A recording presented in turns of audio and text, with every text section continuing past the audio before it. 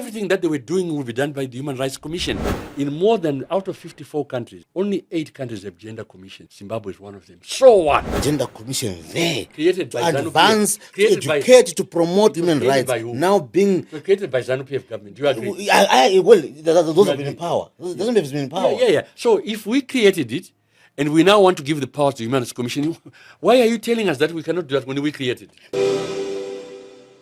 Also, the chiefs deals. Also, the constitution deals with you are disbanding the rights and the organization that represents women, the Gender Commission, and you put it in the Human Rights Commission. Surely, as a country, we are still far from achieving the best practice in terms of women empowerment. You are killing the baby when you're still crawling. Okay. I want to show you how empty this debate is for people out there from the opposition.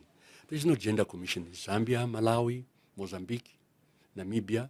There is no gender commission in Angola. There is no gender commission in Nigeria, in Egypt, in all these countries. What is so special about Zimbabwe? We have said the functions of that thing are going to the Human Rights Commission. Because gender, we believe that gender is part of the human rights discourse. What's wrong with that? The idea is the Gender Commission's scope was so wide and so full on the plate. Not only human rights, talk about economic empowerment, political rights, and everything.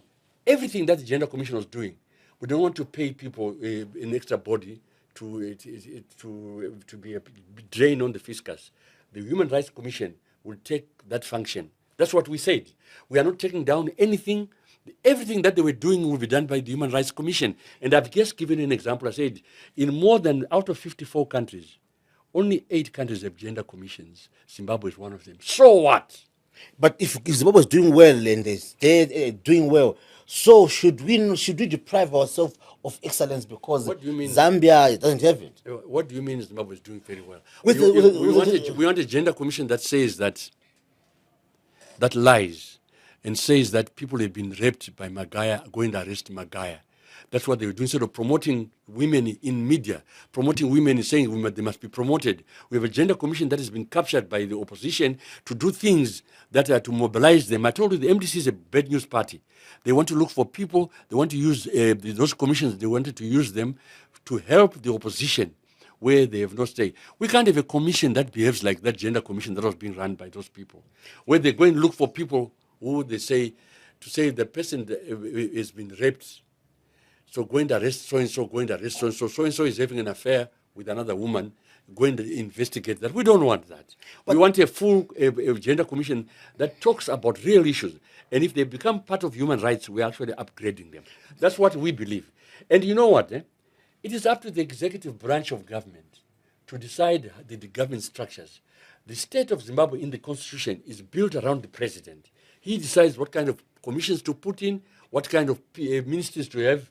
That is what is happening. I'm surprised that there are people fighting that the president who has got powers to do anything, but he mustn't have powers to change the governance structures of the country. The power is given to him by the constitution. In short, you are saying that he has failed to rein in on the current gender commission. Rather, instead of reining on them, he's rather say, let's close shop. No, I don't know his reasons. But what I do know, I have seen shortcomings in the gender commission as it was constituted. Why not strengthen it as opposed to close shop? We are strengthening it by giving them broader powers. The human rights commissioners were all part-time. Maybe in the new commission they will all be full-time because of the increased responsibilities. But people are looking for ways of attacking the extension of power by ZANU-PF. You are looking at trying to use the constitution to curb the power and influence that we have. That's all. Not the good things that we can do. Because you haven't shown me where the Human Rights Commission has failed. Because they've not even failed. Don't forget, there was not always a gender commission. It was not always there. It is a new thing.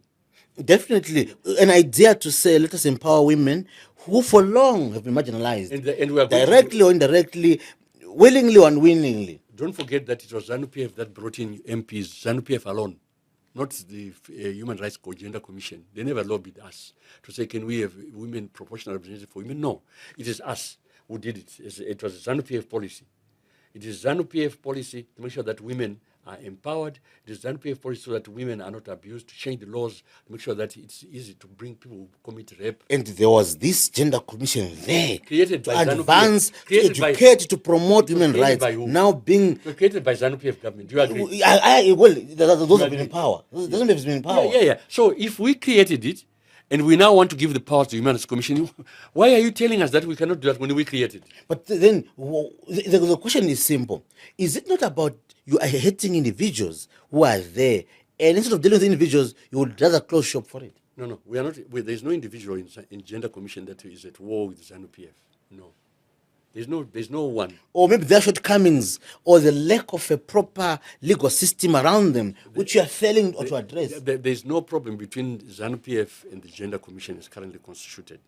May not been told the reasons, but any Zimbabwean has the right to say we don't need an anti-corruption commission because we have the police. We must have anti-corruption commission. That's up to any Zimbabwean to say that. And if people in ZANU-PF think that we should leave the powers to Human Rights Commission and give them more powers to do that, I don't see anything wrong with that. Also, we are going